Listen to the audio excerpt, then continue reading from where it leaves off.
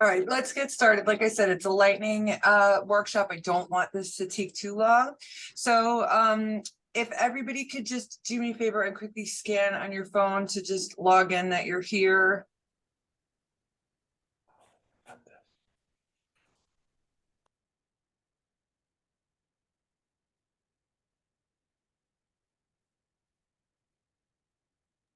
I don't have my phone handy. Okay. I didn't know I needed it. Oh, it's all right. Don't worry about it.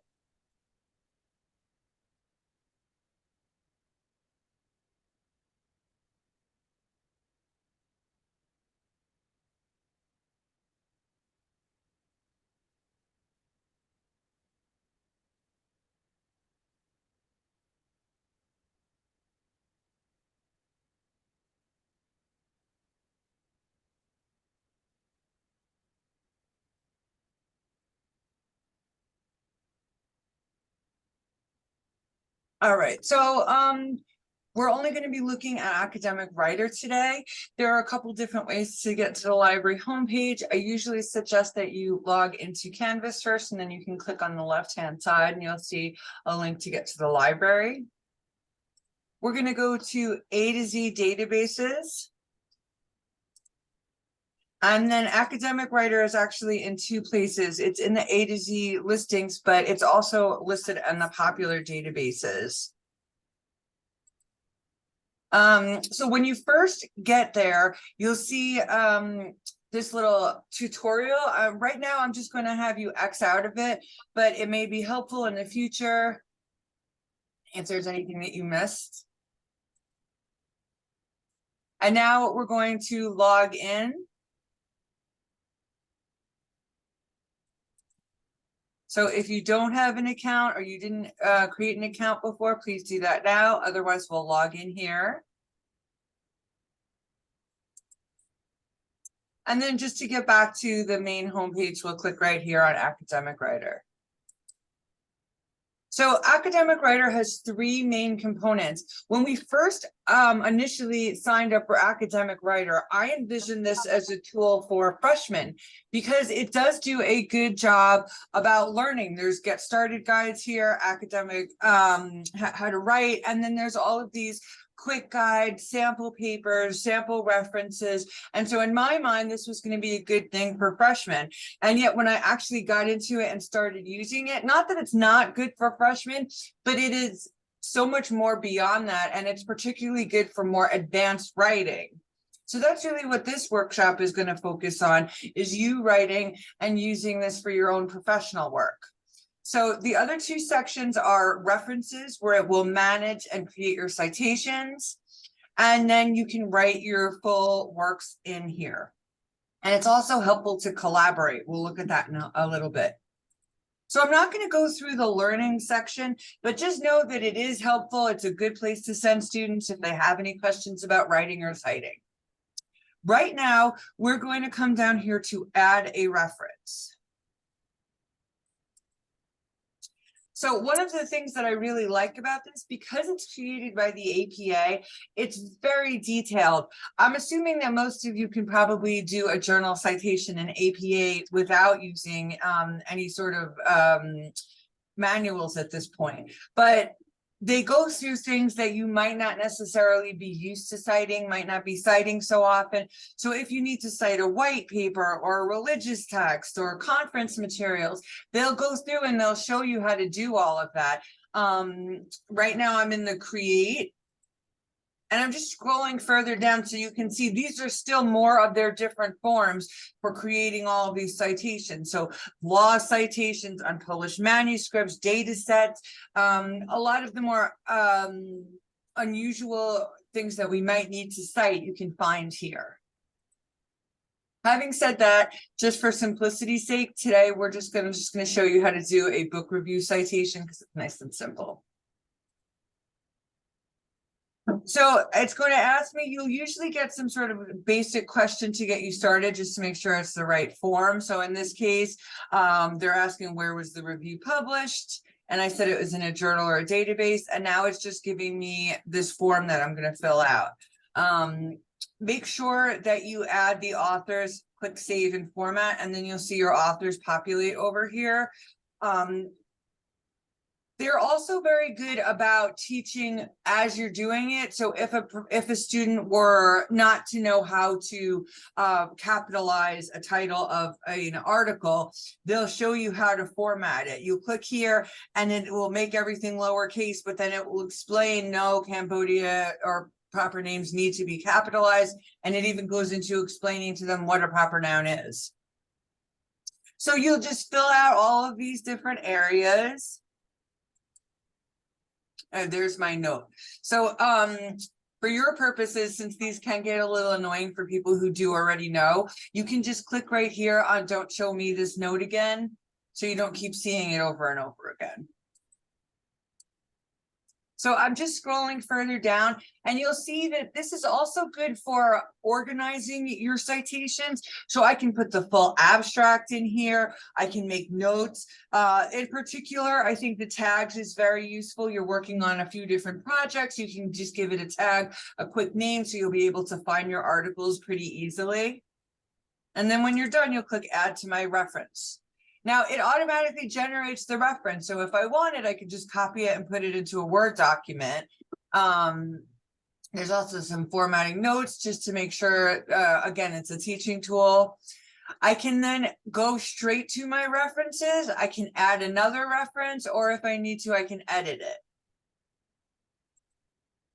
So I went back to add another reference, and I'll show you that there are other ways that you can do it rather than just doing a manual form.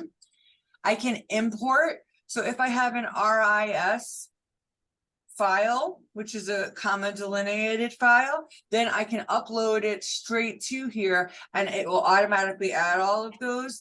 And you'll see, for example, if you're looking in JetFind, one of the options is to download an RIS file of the citation. So it makes it fairly easy to get it in there.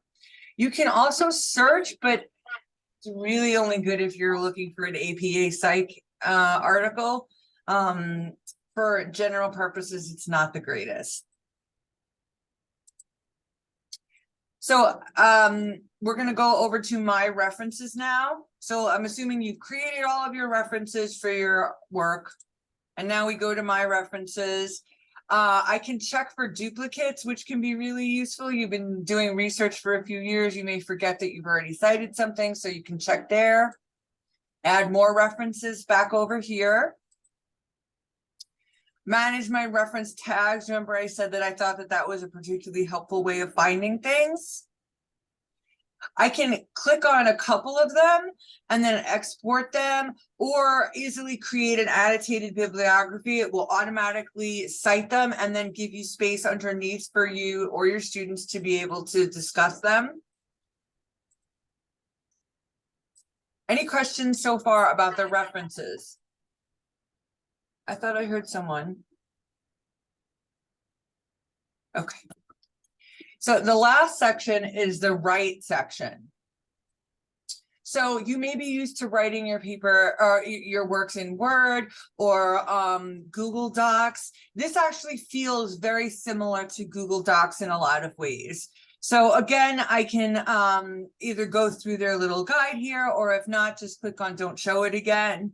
Here's where I can go and see all of the papers that I've been working on. But for right now, we'll click here to start a new paper. So we have some basics. I can always just go with a basic template, but if I'm going to be working on something more specific, if I'm going to be doing working on original research or a methodology or a meta-analysis, I can choose these and it will automatically create different sections to help organize your research. So in this case, I picked an empirical paper, and if you ever want a sample paper to students, let's say you're doing, you're giving them a lit review and they're not sure what that is, this is a nice way to point it to them. So I'll pick empirical, and it's going to ask me, is it a student assignment or is it a professional manuscript? So if it's a professional manuscript, it automatically does things like add a running head, add the abstract, keywords, those kinds of things. So we'll pick professional manuscript, enter a title, and then we'll start writing. So we can see over here all of these different sections. The first section is the research lab book, where they go through and they ask you leading questions. You write out little sections to help develop your idea, plan and track the research, track the flow of participants, again, creating an annotated bibliography, little forms to help you describe tests that you might have created. And then we can get into actually writing it. So they'll have all of the different sections here, but if there's a particular section that I want to add, I can just click right here on new section. So the standards for the empirical paper were intro, method, result, and discussion. They would be different for the other types of papers. Over here, you'll notice that this is very similar to Google Docs if you've ever used that, in terms of your edit button, your file, your downloading and viewing. All of this should be fairly familiar to all of you. When I'm done writing, I can preview the entire paper over here. And one of the things that I really like about this is how easy it is to collaborate. So you'll add other users right here, and they can be from other colleges. It does not make a difference. And you'll decide whether you want them to be a collaborator or a reviewer. You'll enter your the email address. Then once they're assigned to it, then you can assign them specific sections. Okay, so you'll say, all right, you're going to be in charge of the methodology section. And then at the end, you'll complete and distribute it. And you'll see it'll send them a little letter right down here explaining what it is. Any questions so far? So then we come to the references. So right now my references have not been connected to this particular paper. So they're in a separate section. So I need to add references. I can create brand new ones over here, but if I already have references, I just need to attach them to this particular article. So I'll add references. And again, I can do searches, or here are the references that I've already created. I'll click on the ones that I want, and then I'll add it to my paper.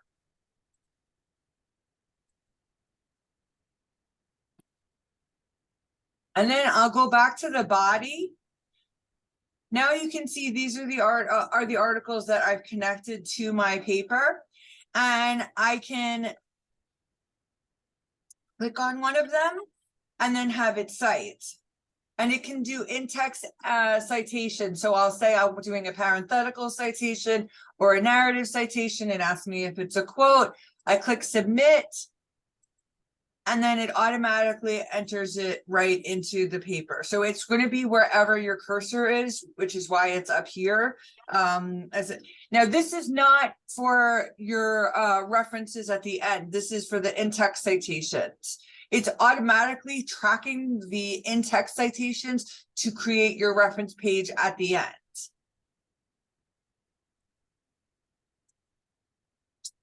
And you'll see it's automatically saved. You don't need to save it. If you want to, the save button is here. If you're like me, I save it even though I know it's automatically saved, just so that I feel a little better. So you can do that right there. And you can see all of the different versions history because it's automatically saving. If there's a change that you don't want to make, you'll just come back here to that. Like I mentioned before, you can add new sections here. And then you can also add tables and figures. Any questions about the writing section before we move on? All right, so the next section is the check section. So this will check your writing. It can check making sure that your headers are in the correct order based off of your the rest of the paper. You can check unbalanced headings. I actually had to look up what this meant. In APA, you can't have just one heading. You need to have two or more or none. So it will double check and make sure that you don't just have one subheading. It'll check your references, make sure that your references are actually used in the paper so that there's nothing in there that's not actually cited in there. It matches the reference to the citations. And again, it can also do the same thing for tables and figures and appendices. And then last we come over here, there's settings, and you can export the paper. So export, you can export it to Word, or I think download it to a PDF. So that's it. I intentionally made this very short. Does anybody have any questions? Did I go too fast? I do have a question. Sure. So I have doctoral students. Is this something that they can use to check? They're already written.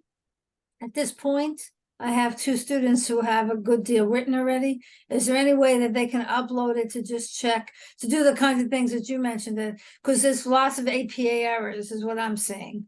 Then yes, I would suggest that they can upload all of their citations, and then it will fix all of them. They can also upload the paper and double check that their citations are matching with the work cited. Right. Those kinds of things. Like I said, once I actually got into it and I saw it, I think it is better for doctoral students, for faculty. It has all of these special tools that are designed for the tables and the call out, all those kinds of things. The running head that it's automatically making, those are the kinds of things that freshmen don't really need. It's upperclassmen that need those kinds of things. Maureen? Yeah, so I'm sort of piggybacking on what Anne Marie just asked and what you just said. So if we have a class, so for example, I was thinking about the Bio 257 or the groups that are writing up their research projects in the research series. If we invited a librarian to come in and because there are specific assignments that and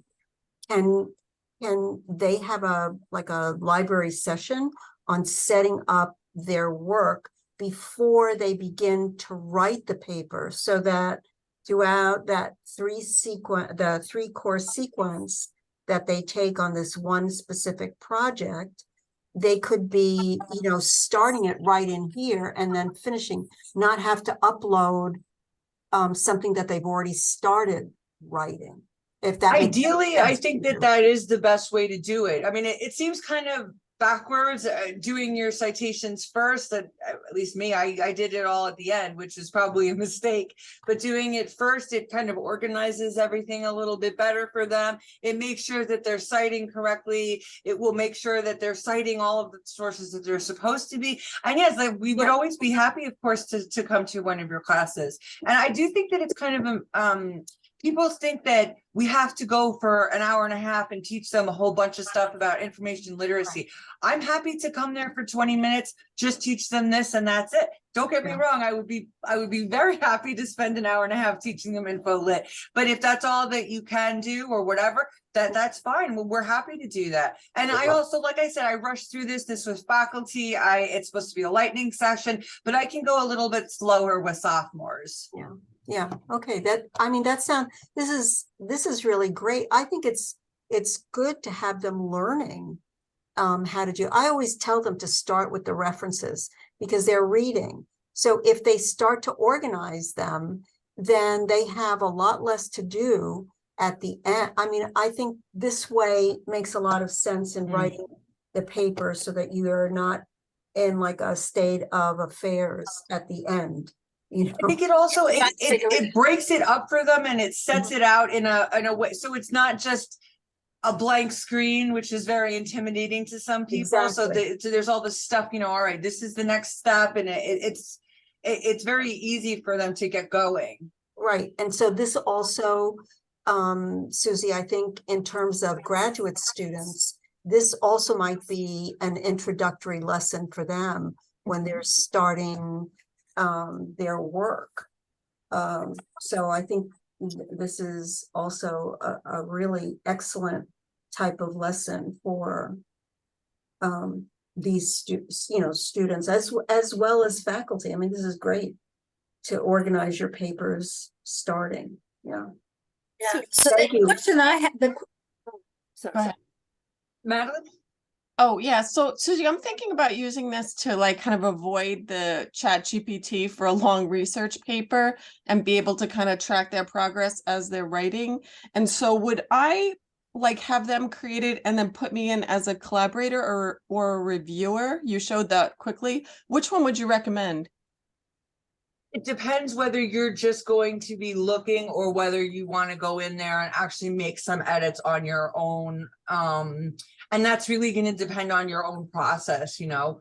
I mean, in general, I think reviewer is probably how faculty tend to do it, but that doesn't mean that if you felt like you wanted to do collaborator, like that wouldn't work. Right. So either role, you could see it throughout the process. Reviewer isn't Yes. just to the end, right? Okay. Thank you. Yeah, great reviewer idea, just means that Madeline. they don't have permission to actually go in and make any edits or changes. They're just reading it. Okay, that's fine. That's probably what I want. I mean, I'm assuming there's no place in there to like give feedback. I do that externally. There's notes in the collaboration section. You could do it there. Okay.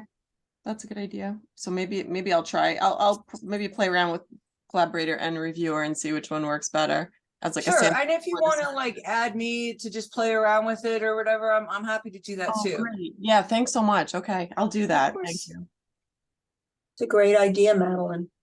Yeah, I'm worried about it. And I already had, a student completely, do their paper in Chat GPT last semester. So I think this will avoid it for me to like kind of watch them find the right references and build their paper, introduction or, body, however they see fit to start it. But then I could kind of monitor it. I mean, I've done that before in Google, but I think this is better because it teaches them APA and I'd avoid some of the problems like Anne-Marie was talking about with all the APA errors, even though I teach them APA. I also think that it's I've been doing a lot of research on Chat GPT and AI or whatever. AI, I asked them for a citation list for a nursing assignment, and it created ones and they looked fine, but when I actually started looking at the DOIs, it hallucinated all of them. They're not real articles. That's how I found my students. They were all wrong. They had like the right length and they looked like a DOI, but they didn't. That's it.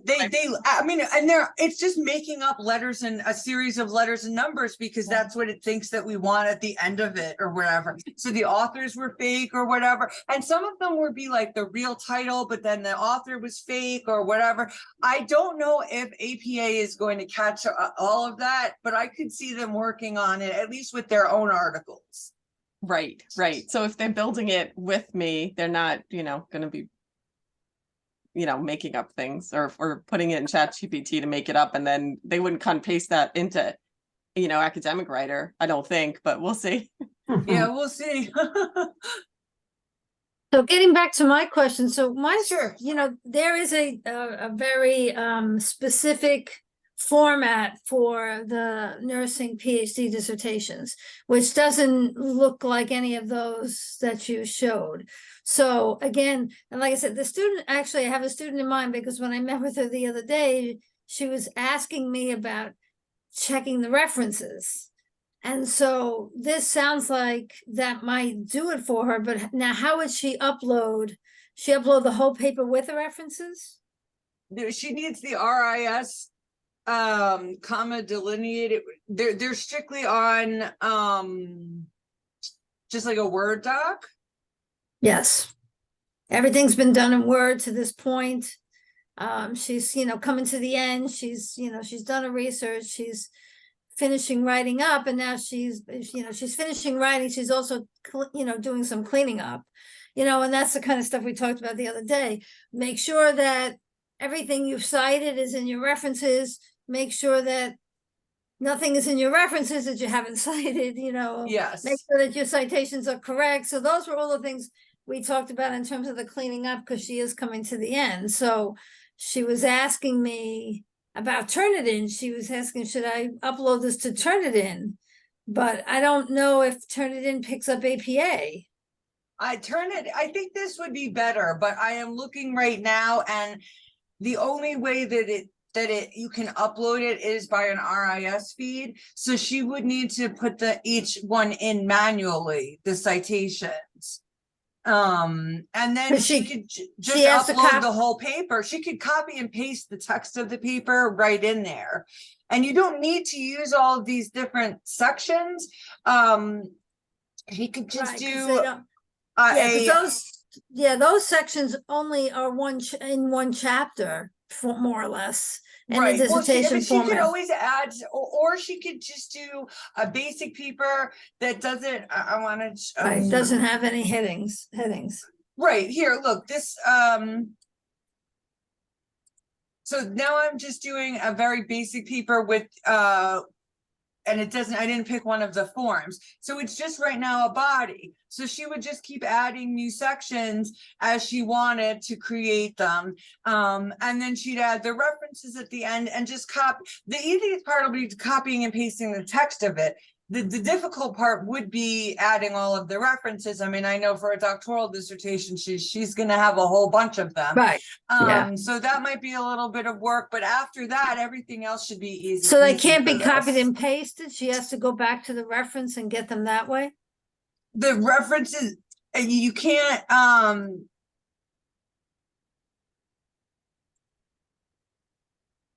so you have to do it like this. If it's like a journal article and then you create the reference like that, you can't just copy and paste it. If it was in an RIS, like if she had all of her references in RefWorks or Zotero Bib. She does. Oh, it's She all has on Zotero. If it's all in Zotero, then she can download an RIS file and upload the whole RIS file to Academic Writer. That's much easier. Oh, okay, yeah, because she does have she does have the site, she has the references rather than Zotero, because we talked about that also. So she just needs to download the full RIS file from Zotero, and then she comes over here to import, and then she'll pick Zotero, and then choose her file and upload it straight there. Okay. It will probably And then she has to link though, because she'll still have to look and double check that there are no mistakes and everything. Well, does Academic Writer find those mistakes or no?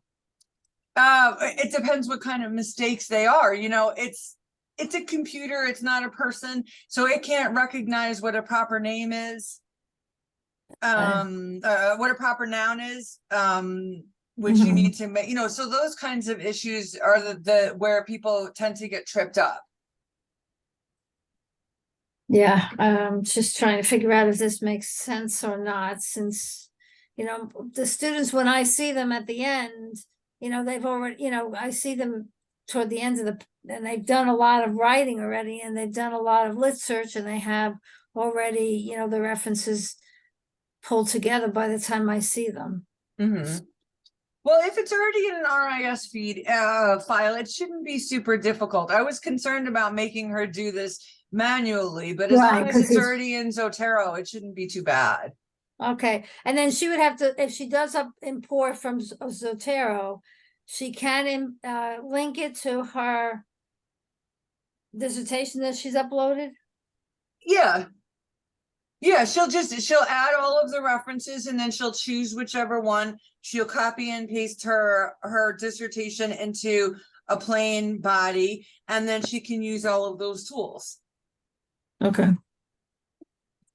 And if she needs help, we're always, Teresa or Nikki or any of us are always willing to help, sit down with them and do some of this manually with them. Okay. Did anyone else have any questions? Can I ask a quick question? Sure. I'm going to be teaching in psychology, basically like the senior seminar capstone course this fall. I have not taught it before, so I can see what other faculty have done. And for the most part, they like to have them do like a pretty big lit review. I mean, pretty big is relative because it's not as big as a dissertation, but like for them, about 10 or 15 page paper, but it's a lit review. And I like this idea of tracking it as per Madeline's point before about just making sure I can see, because we do like to have them submit drafts. So I guess the best way to do it, I guess the first question is if it would be possible to have maybe you, and I can email you separately, just have like come in the beginning of the course and basically show this to them. I don't know that anyone has ever showed this to them before, to the psych students anyway. But basically give them like maybe a tutorial on it. And then when they start their papers, basically have each of them, the first draft, and then I can go in. The same question of collaborator versus reviewer. I guess it would make sense. I just basically want to go in, see, and then I can give them feedback. But I like that idea of tracking it to see that they're doing it and that like there is progress being made.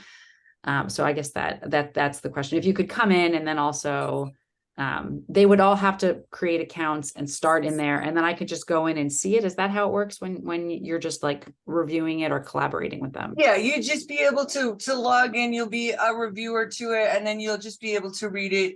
You wouldn't be able to do any editing or anything. And we're always happy to I mean, we have a form on the webpage, on the library homepage. So if I just come over here to faculty resources, you can see one-on-ones and everything else. And right over here, request an in-person or virtual library session for your class. Perfect. Okay. I think that would work really well for them. And I think it would not scare them. I think they're very scared of this paper by the time they get to be seniors. And so I think it's really helpful to tell them in the beginning, like there's this really great tool that I know I never used. But I know I could use as well. And then that'll help them. And again, sort of maybe avoid them from going to the dark places that we know that they're going to go. So thank you. I really appreciate that. Oh, of course. Does anyone else have any questions? Well, thank you all for coming. I hope you'll use this in your careers as well as your classrooms. If you ever want to, I'm always happy to help your students, or if you need any more help with this on your own, doing your own research, you can always schedule a one-on-one where we can help you with that. It's great. Thank you very much, Susie, Oh, for my this pleasure. excellent lightning session. It was great. Really great. Looking forward to more. Okay. Bye now. Bye. Right.